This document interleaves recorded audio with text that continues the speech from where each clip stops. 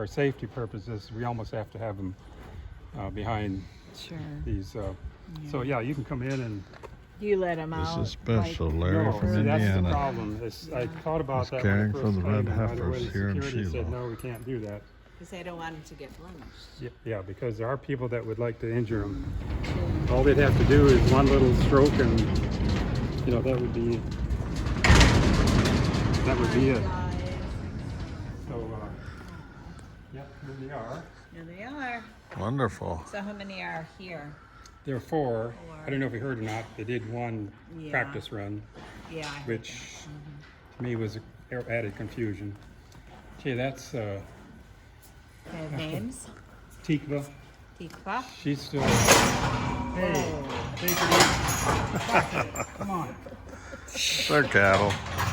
They're cattle. They are.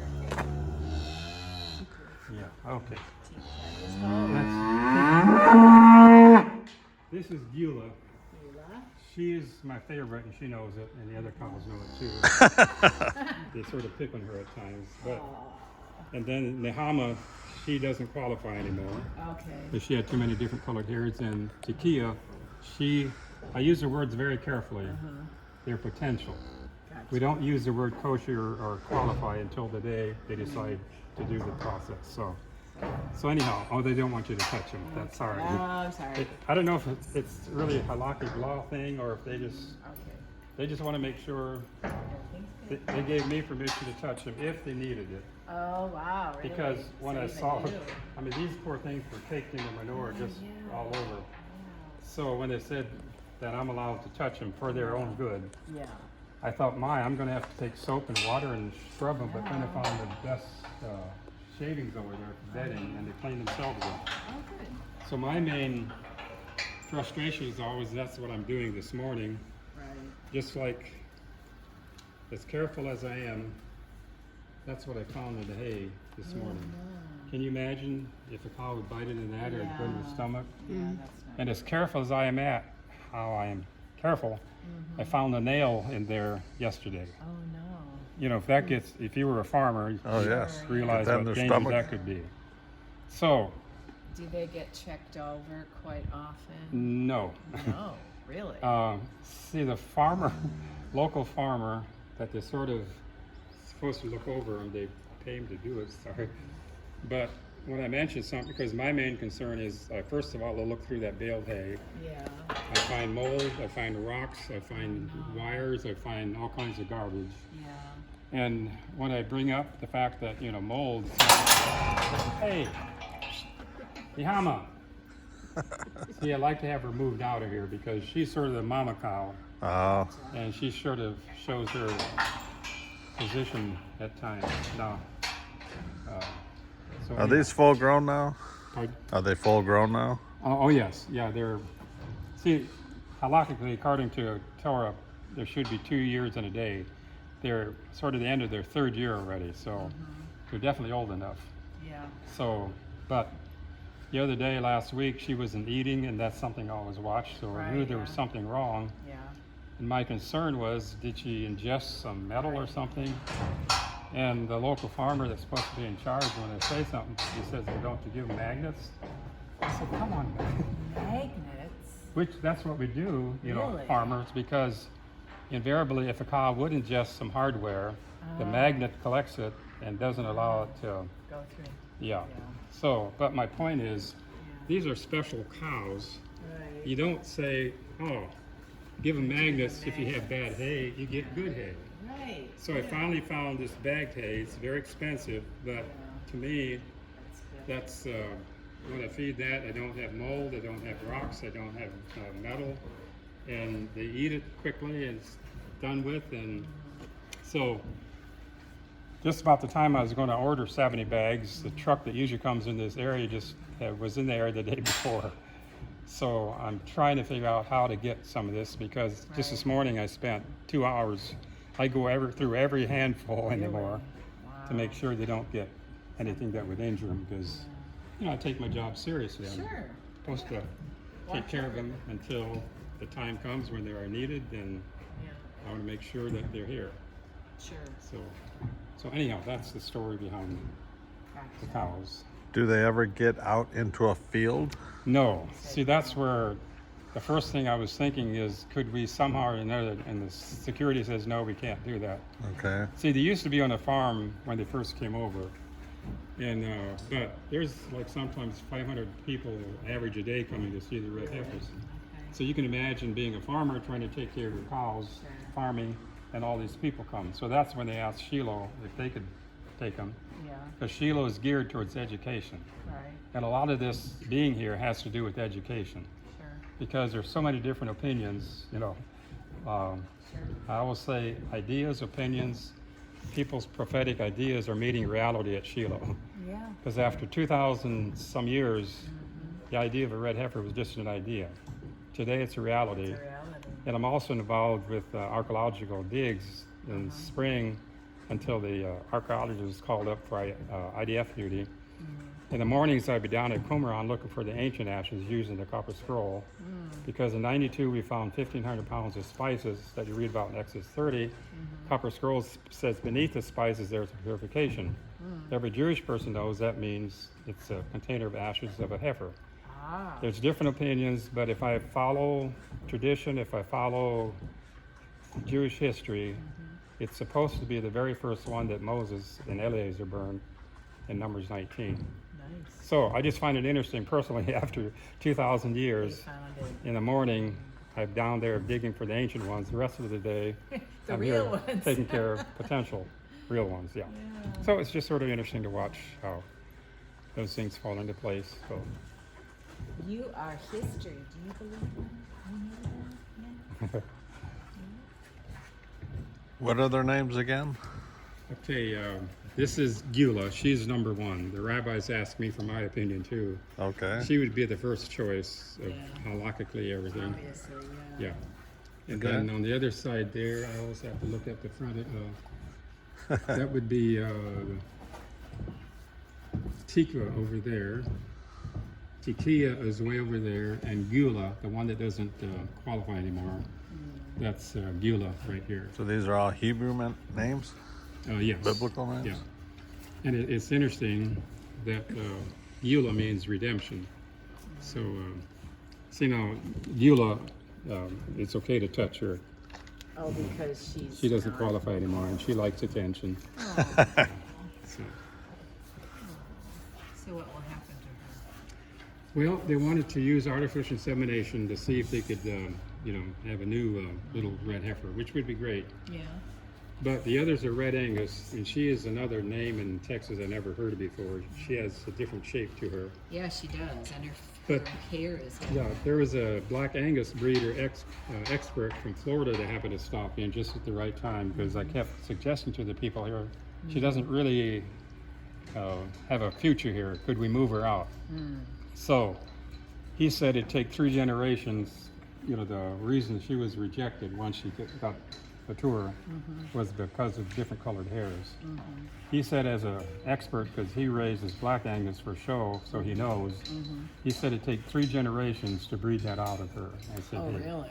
that would be 15 years. I was gonna say that's. Yeah, and anyhow, she should be moved somewhere else. Yeah.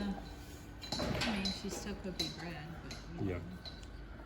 And the other thing is, I say, when I heard that they wanted to have cows impregnated here, I said, we're not ready for that, because it's still not so much out of anger anymore, but like you saw her, it's sort of like showing her place in the herd, I guess you might call it, is that they bump each other in the stomach hard enough that they lift each other off the feet.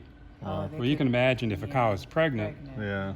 and that happens, it's injurious to not only the calf, but the mother cow. Then if she would have a calf here, we're just not set up for that. Right. So Where you gonna whenever put they- it? Yeah. Yeah, whenever they talk about it, I say, oh, Yeah, no. let's hold up on that one. Yeah. So that's my main thing. I make sure they're fed safe food, and I hold out their manure. That's pretty well That's my pretty job. much what you Yeah, do. somebody's got to do it, and I will say, Yeah. ex-dairy farmer, retired. I had Yeah. other businesses, but Where are you from? Northern Indiana, Okay. South Bend. South Bend, Elkhart, Amish, Okay. horse Yeah. and buggy area. Good. Okay, yeah. Yeah. I grew up in Iowa, Oh, and we okay. had From we called them Illinois? Hook and Eye Dutch Okay, yeah. in Hazleton, Iowa. Yes. They always said, if you just see a baby, do you know how it's Amish? Instead of a belly button, has hook and eyes. Yes.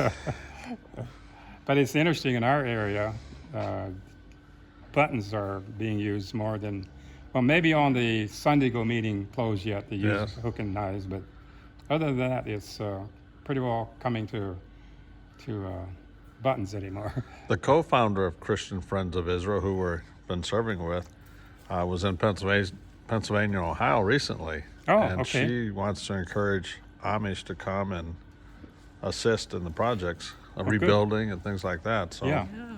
we're excited for that. Well, there's actually, I've never heard of Hayovel, Tommy Waller. Oh, yeah. Oh yeah, sure. Okay, Israel there boat were, guys. 8, sort of, I call them ex-Amish in a way, but this. Okay, we they're can from still- Tennessee, right? Originally. No, these were from Sugar Creek, Ohio Okay. area. These Amish guys. The Wallers were from Missouri. Missouri. When I was acquainted with them, All right. but I don't know where they might have been from. But so yeah, they come over. But of course, the problem is my one Amish aunt. She so much wanted to come, but her husband says no, we can't fly. They have Yeah. a thing against flying. Okay. So, they'd have to come by boat, I guess. So, Well, they may be. yeah. Now there are some Amish that have come, which I appreciate that because it's interesting in my Amish language, which I grew up with. If I see Yiddish written, I can understand about 80% of it. Now, if it's, So Amish is a German dialect. German Yes. based, Okay. yeah. In fact, I always say some Germans call it sloppy German, but if you look at German words, sometimes they're a mile long. Yeah, yeah. The Hebrew words and the Yiddish words are short, and ours are also, you can pretty well make up with 3 letters. Astras and Askras. That all means out in a different way, but you could do it in 3 letters. Same way with Yiddish and a lot of root words, you know. Okay. So anyhow, usually when the rabbi, in fact, I had a couple rabbis tell me already, God forbid they'd change, but if they would, they want to be Amish. My Wow. first wife, when she passed away, we're not church people anymore. So we had a local Orthodox rabbi do her burial. Okay. And a friend of mine had stopped in. He was from Alabama. Jim Long. He makes videos and stuff.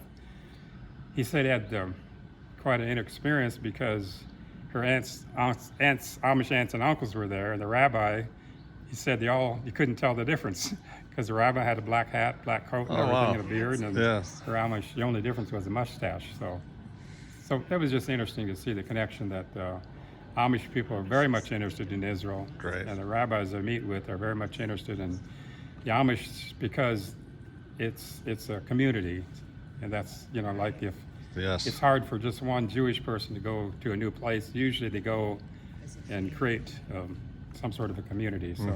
So there's a lot of interest there, and like I always say, there's so many different paths, so many different beliefs, and I always think they're all there for a reason. And I appreciate what you were saying. Who's the founder of? Sharon Sanders and her husband Ray. Ray was from Rand Iowa. Sam. Yeah. Okay. Yeah. I think I Sharon's met- from Illinois. Yeah. Okay. Yeah. That's right. So, to me, anybody who has that understanding and interest and possibility, to me, it's well worth Absolutely. the effort, really. So, Yes. Thank you. Appreciate it. Yeah, that would really be. Thank you, Amazing. Yeah. So, So you live here now? yes. Yeah. It's always a situation of, I come into a 3-month visa, but since I was with the Hebrew University in archaeological projects, they helped me get a 6-month Oh, extension. good. Good. So right now we're working on that because I was going to leave end of June, but the rockets hit at Ben All Gurion, right, so yeah. the airport was closed, and I wanted to take a 7-day voyage across the Atlantic. There's a reason for that. It's not that I like fancy voyages and stuff, but then because of that being closed, friends of mine said, well, if you can get a yacht from Haifa to Cyprus, then you can fly from there. Evidently, when they left Haifa, they're not tied into the, like if you go back in through Ben Gurion, they have a screen there. They'll look at you. They know everything about you. So they said you never left. Oh, really? Yeah, I left because I'm here again. They said, but what's the proof? Well, finally, a couple days ago, a friend of mine that's helping me get my extension, because right at the airport they said, well, they can give me a 1 month, but because you were here, didn't leave. So finally, the back of the passport, it was this little stamp that showed Haifa in a boat, just showed that I left by boat, not the usual way. Good. Gotcha. So right now they're working on that, and hopefully it'll work out. Hopefully Good. you'll have favor there, yeah. Yeah. So, because truthfully, the people here know that if you wouldn't have a practical farm kid looking out for these Sure. animals, Wouldn't be good.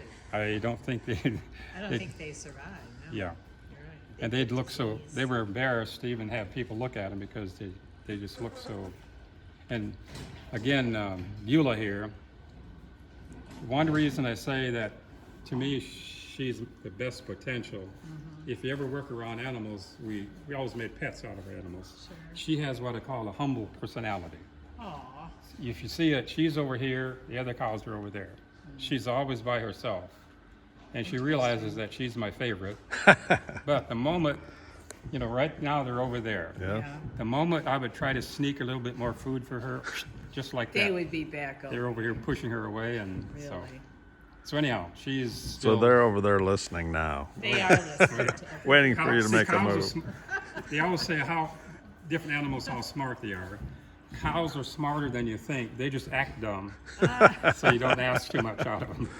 So, isn't it right, bossies? Yeah.